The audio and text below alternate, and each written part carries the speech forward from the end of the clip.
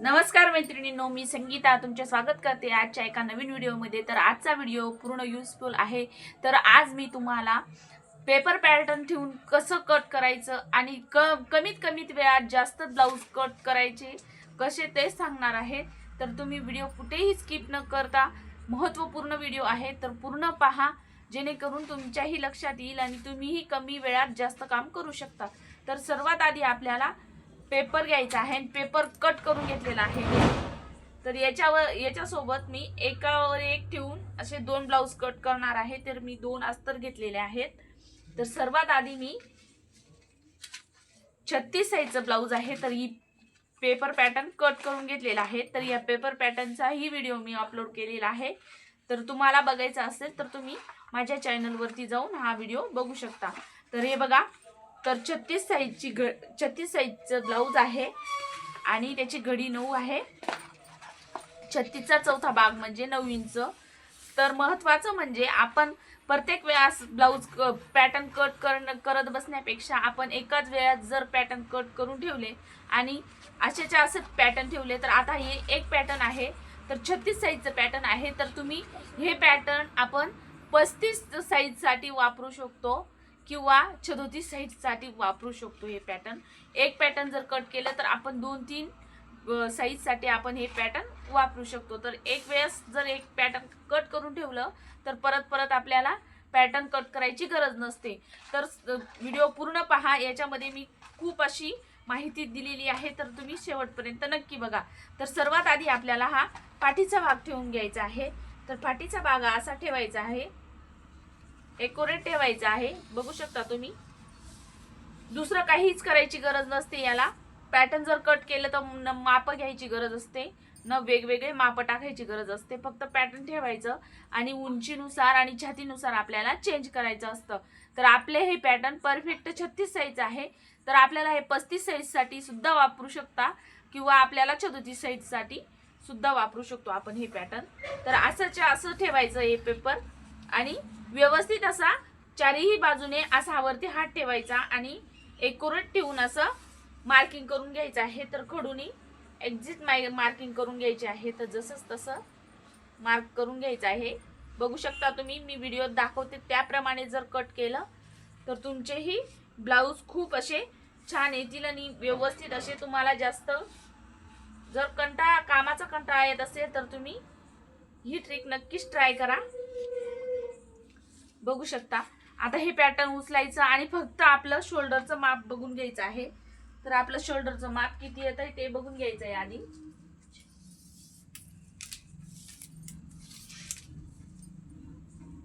तर बघू शकता 5.5 इंचावर शोल्डर येत आहे। तर आपलं 5.25 इंच आपण शोल्डर घेतलेलं होतं, तर आपल्याला इथं 5.25 इंचावर मार्किंग करून घ्यायची आहे। गळ्याची मार्किंग आपल्याला टाकून घ्यायची आहे।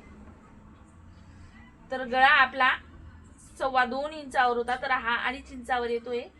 तर या गळ्याचीही एक्झिट मार्किंग करून घ्यायची आहे आणि खालच्या साईडनी आपल्याला 3 इंचावर मार्क करायचा आहे।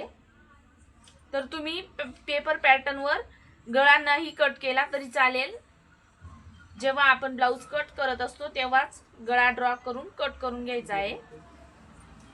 तर बघू शकता हा आकार व्यवस्थित आलेला आहे। तर असं व्यवस्थित करून घ्यायचं आहे आणि हे आपल्याला आपला जो आर्महोल होता तो बघायचा आहे। तर 6 इंच आर्महोल होता या ब्लाउजचा, तर मी असं 6 इंचावर मार्क करून घेतलेला आहे आणि फक्त आपल्याला इथे चेंज करायचं आहे। तर इथं बघू शकता तुम्ही, इथंही बघायचं आहे 5.25 इंचावर आपण मार्क करून घ्यायचं आहे आणि 1.5 इंचावर आपल्याला मागच्या मुंड्याचा आकार देऊन घ्यायचा आहे। तर बघू शकता असा मागच्या मुंड्याचा आकार फक्त एवढे चेंज करायचा आहे। पॅटर्न ठेवल्यानंतर आपल्याला शोल्डर मोजून बघायचं आहे, आर्महोल मोजून बघायचं आहे आणि आर्महोलचा आकार देऊन घ्यायचा आहे। जे आपण जेव्हा पॅटर्न ठेवत असतो तेव्हा हे मागे पुढे होऊन जातं, म्हणून आपण हे आकार देऊन घ्यायचा आहे। आता आपल्याला बाही ठेवून घ्यायची आहे, तर बाहीचीही कटिंग करून घेतलेली आहे मी। तर आपली बाही इथे ठेवून घ्यायची, जिथे बसेल तिथे ॲडजस्ट करत आपण हे पॅटर्न ठेवायचे आहेत आणि कट करायचं आहे। तर मी बाहीचीही मार्किंग ड्रॉ करून घेते।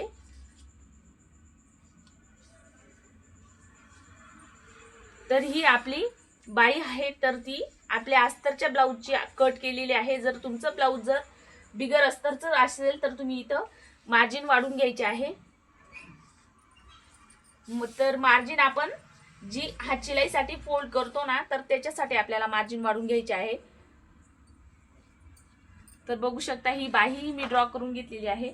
आता आपल्याला साईडचा भाग कट ड्रॉ करून घ्यायचा आहे.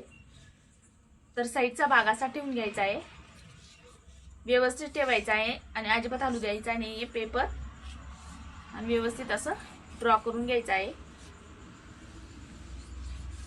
व्यवस्थित असा पेपरवर हात ठेवायचा आणि मगच ड्रॉ करायचा आहे.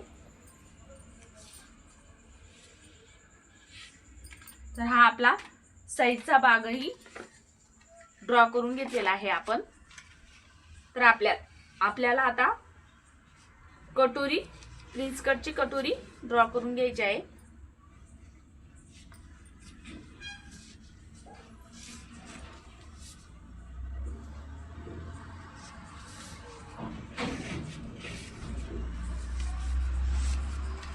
तर बघा किती वेळ लागला. 1 तासाचं काम आपल्याला 5 मिनिटात करू शकतो आपण. आणि एका वेळेस आपण जर कस्टमरचे ब्लाऊज जर आपल्याला 4 किंवा 5 कितीही असू द्या एका कस्टमरचे, तर आपण असं पॅटर्न कट करून आणि मग त्याच्यावर ठेवून आपल्याला कमीत कमी वेळात जास्त ब्लाऊज कट करता येतात. तर मग हे बघा मी असं ड्रॉ करून घेतलेलं आहे. तर आता मी कट करून दाखवते आहे. तर एक्झिट कट करायचं आहे आपल्याला. तर हे अस्तरचं आहे, तर हेही कट करून दाखवते आणि ब्लाऊज पीसवर कसं ठेवायचं आणि तेही कट करून दाखवते. तर मी आता तुम्हाला कट करून दाखवते. बघू शकता तुम्ही मी कट करून घेतलेला आहे. तर एकाच वेळेस मी 2 ब्लाऊज कट केलेले आहेत. तर आता आपल्याला हे पार्ट बाजूला ठेवायचे हे अस्तरचे, आणि आता आपल्याला ब्लाऊज पीसवर कट करायचं आहे.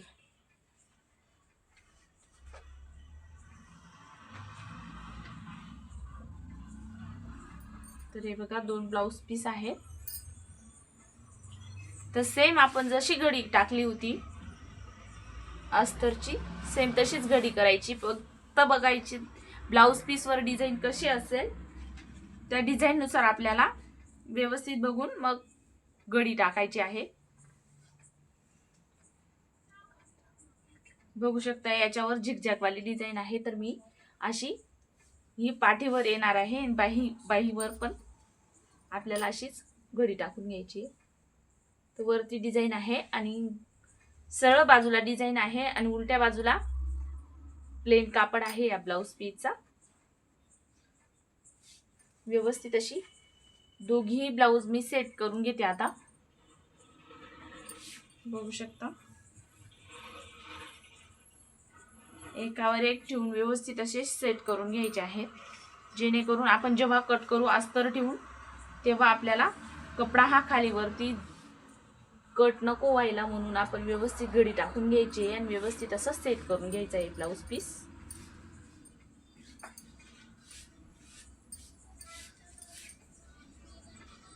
जे सळ असतात किंवा चुन्या असतात त्या व्यवस्थित हाताने असं प्लेन करून घ्यायचं आहे. तर एकच पार्ट घ्यायचा आहे आपल्याला कोणताही आणि असं ठेवून घ्यायचं आहे. बघू शकता तुम्ही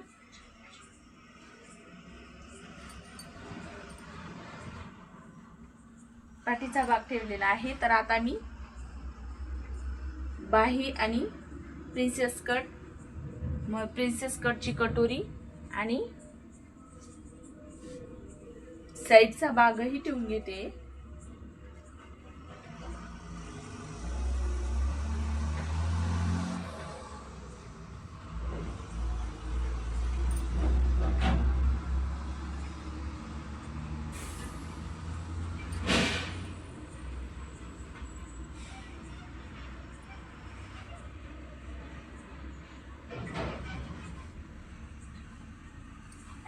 तर मी असं व्यवस्थित सेट करून घेतलेला आहे. तर आता आपल्याला कट करताना ब्लाऊज पीसचा जो कापड आहे तो एक्स्ट्रा ठेवूनच कट करायचा आहे.